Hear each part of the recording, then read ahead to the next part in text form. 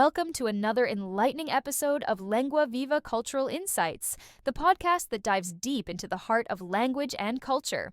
Your hosts, John Parker and Amanda Mitchell, are here to guide you through today's fascinating topic. Have you ever found yourself in a bustling Spanish restaurant, staring at a menu in a language you don't quite understand? You're hungry, eager to enjoy some authentic Spanish cuisine, but you're unsure what to order. Fear not. Today's episode is your ultimate cheat sheet for navigating Spanish-speaking restaurants with confidence. And don't forget, you can enhance your learning experience by joining the Lengua Viva Cultural Insights Patreon community. Members get access to comprehension exercises, vocabulary lists, topic-related infographics, and full episode transcripts to practice their listening comprehension. So pack your curiosity and your appetite, and get ready to dive into the delicious world of restaurant Spanish. Okay, so have you ever been in that situation where, you're in a restaurant and you're really hungry and the menu's in a different language? Oh, totally. I've been there.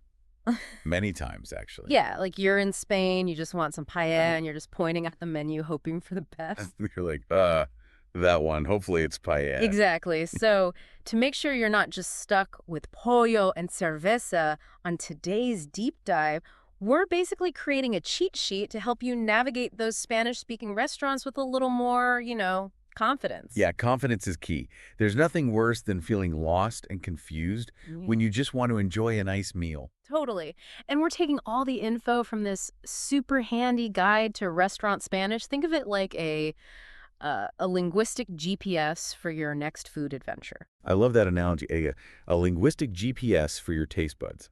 And what I really appreciate about this guide is how it emphasizes that you don't need to be fluent to make a difference. Totally. Even a little effort goes a long way, right? Absolutely. Just a few basic phrases can dramatically enhance your dining experience, make you feel more comfortable, more confident, Okay, so let's jump into those essential phrases, the ones you really need to know. I'm seeing here, la cuenta, por favor. The classic, a must-know for any traveler. So it's the check, please, basically. Exactly. But what's cool about that phrase is that it's kind of like your get-out-of-jail-free card, too. What do you mean? Well, let's say the food's not great or the conversation's a bit awkward. You can always just politely say, la cuenta, por favor. I like it. The I'm ready to go now phrase. So smooth. Exactly. It's all about having those key phrases in your back pocket. And speaking of phrases, what I really appreciate about this guide is that it not only gives you the words, but also explains how to use them politely. Oh, yeah, like those little details that can make a big difference. Exactly. For example, instead of just saying tenedor for fork, it shows you how to ask politely, could you bring me another fork, please? Okay, yeah, that makes sense. You don't want to sound demanding, right? Exactly. It's all about those indirect questions. So instead of give me, it's could you bring me? So it's about being mindful of the cultural nuances, too. Exactly. It's not just about the words themselves, but understanding how they fit into the broader cultural context. Which I think is one of the coolest things about traveling and trying new foods. You get to experience a new culture from the inside out. I couldn't agree more. It's about immersing yourself in the experience, and language is such a vital part of that. It's like you can order a cerveza anywhere, but to really get a taste of Spain, you've got to try ordering in Spanish, right? Absolutely. It shows you're making an effort, that you're interested in more than just the tourist experience. And that can open up all sorts of doors, don't you think? Absolutely. You might be surprised at how receptive people are when you make an effort to speak their language, even if it's just a few phrases. Totally. It's like you're saying, hey, I respect your culture enough to try and speak your language. Precisely. It demonstrates a willingness to connect on a deeper level, to bridge that cultural divide. And honestly, who knows what kind of amazing conversations and experiences might come from that. Now that's what I call food for thought. But seriously, this guide really emphasizes that you don't need to be fluent to have a more authentic and enjoyable experience. Exactly. Even a little effort can go a long way. So what are some of those key phrases or tips that can help us avoid those awkward, lost in translation moments? Well, one thing I really appreciate about this guide is that it highlights some common pitfalls. Those words that might sound the same in English and Spanish but have completely different meanings. Oh, those false friends. I always fall for those. We've all been there. But this guy does a great job of pointing them out and giving you clear examples. Like what? Give me an example. For instance, you know how a lot of restaurants have those fixed price menus? Yeah, the ones where you get like a starter, main course, and dessert for a set price. Exactly. So you might be tempted to just look for menu on the Spanish menu, but That wouldn't be right. not quite. In Spanish, the fixed price menu is often called the menú del día, not just menu. Ah, so just saying menu might not get you the deal you were hoping for. Yeah, exactly. And that's where context is so important. This guide encourages listeners to practice using these words in full sentences. Okay, so it's not just about memorizing isolated words, but really understanding how to use them in context. Precisely. And that's where those indirect questions come into play again. Right, because instead of just saying menu, please, you'd be more likely to say, Could you tell me about the menú del día, please? so much more polite. And it shows you understand the nuances of the language. Exactly. And that can make a world of difference in how you're perceived and how smoothly your dining experience goes. It's those subtle things that can really enhance your interactions when you're in a different culture. Oh, absolutely. Like you're not just a tourist anymore, you're someone who's trying to connect. Exactly. You're showing respect Exactly. and a willingness to learn. And speaking of learning, what about pronunciation? Because, I mean, some of those Spanish words can be tricky. Oh, for sure. Yeah, Especially if you're used to just reading them and not hearing them spoken, right? totally. Like, I can read Spanish okay, but when it comes to speaking it, I'm always like, is this right? It's that fear of sounding like a total beginner, right? Exactly. But you know what? Everyone starts somewhere. That's right. So what are some of those pronunciation pitfalls that this guide points out? Like, what are some things to be careful of? Well, one that comes to mind, it's so simple, but it trips people up all the time. The word jamón. Oh, like the ham. Exactly. Delicious Spanish ham. The best. But it's not pronounced like, Like jam. yeah, not like jam at all. Right. It's jamón, with that nice emphasis on the mon. Jamón. Yeah, you got it. Okay, that's a good one to remember. I'm definitely guilty of messing that one up before. It's a common one. Oh, and here's another fun one. The whole desert versus dessert situation. Oh, tell me you haven't accidentally ordered a dessert when what you really wanted was some flan or something. Maybe, maybe not. I'll never tell.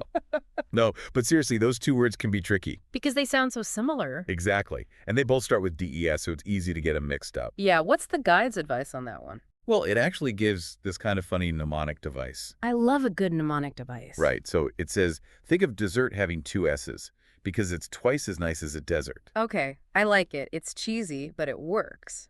Because who doesn't love a double dose of something sweet? Speaking of sweet, what about some of those cool Spanish expressions? You know, the ones that make you sound like you actually know what you're doing. Oh, I love those. Hmm. There's nothing quite like whipping out a perfectly timed Spanish phrase to impress your friends. Like, say your food arrives and it's not exactly piping hot. Like lukewarm paella, A tragic. culinary crime. But instead of just, suffering in silence, you can confidently say, esto está frío, me lo podría calentar un poco. Okay, hold on. I need to write that down. That's a good one. What does that mean again? It means, this is cold. Could you heat it up a bit? Okay, direct but still polite. Love it. Exactly. You're not being rude. You're just, expressing a preference. Asserting your right to a warm and delicious meal. Exactly. Okay, I'm adding that one to my repertoire for sure. What else you got? What other linguistic gems are hidden in this guide? Let's see. Okay, here's a good one for when you're feeling a bit, shall we say, full. Like you can't finish that mountain of tapas. Exactly. Instead of just leaving a sad, half-eaten plate, you can ask for a doggy bag. Mm-hmm. But not literally, of course. Right, because then you might actually get served a doggy bag. Exactly. But in Spanish, you can say, me pone esto para llevar. Okay, that sounds much more elegant than doggy bag. Right. And it basically means, can you put this in a to-go container? To go, perfect. So you can enjoy those leftovers later, so you can enjoy those flavors all over again. Now that's what I'm talking about. No food waste, and you get a second round of deliciousness. It's a win-win. Oh, and speaking of win-win, this guide wouldn't be complete without a little did you know. Fun fact. Hit me with it. Okay, so, you know how we've been talking about all these amazing Spanish restaurants and dishes? Yeah, now I'm craving paella. Right. Well, get this. One of the most expensive restaurants in the world. It's called Masa. Masa. Yeah, Masa. It's actually right here in New York City. Wow, I had no idea. Yeah, and it's known for its incredible, authentic Japanese cuisine. Japanese. I thought we were talking about Spanish. We were, but this is a fun little tangent. So, Masa, super expensive, like hundreds of dollars per person. Yeah. Yeah, and people rave about it, but it just goes to show that, knowing a little bit of another language can come in handy in all sorts of unexpected places. That's true. You never know when those linguistic skills might come in handy. Exactly. It's all about expanding your horizons, both literally and figuratively. So what you're saying is, even if I'm not planning on flying to Spain anytime soon, brushing up on my Spanish could still lead me to some incredible food experiences. Exactly. You never know what doors might open when you open yourself up to new languages and cultures. I love that. It's like the world becomes a little bit more accessible, a little bit more flavorful with each new phrase you learn. Exactly. And that, my friend, is the beauty of language learning. It's not just about memorizing words and grammar rules. It's about opening yourself up to a whole new way of experiencing the world. So well said. It's like they say, language is the key that unlocks the heart of a culture. I love that. And it's so true. Because, I mean, you can't really say you've truly experienced a place until you've at least tried to speak the language, right? Absolutely. It's about connecting with the people, the customs, the whole vibe of a place. It's about going beyond just the tourist attractions and really immersing yourself. Yeah, exactly. And food is such a huge part of that. It's like the language of flavor. Totally. So to wrap up today's deep dive into the delicious world of restaurant Spanish, What have we learned? I think the biggest takeaway for me is that even a little effort goes a long way. 100%. You don't need to be fluent to make a difference. Just a few key phrases can totally transform your experience. Exactly. And who knows, maybe you'll even impress your travel buddies with your newfound Spanish skills. Or even make some new friends along the way. Right. Because when you make an effort to speak someone else's language, it shows that you care. It shows you're open to connecting on a deeper level. And that can lead to some pretty amazing experiences. So the next time you're planning a trip, don't just pack your bags and your phrase book. Pack your curiosity. Pack your sense of adventure. And most importantly, pack your appetite. For food, for language, and for all the incredible experiences that await you when you step outside of your comfort zone. Beautifully said. And on that note, adios, amigos, and happy travels.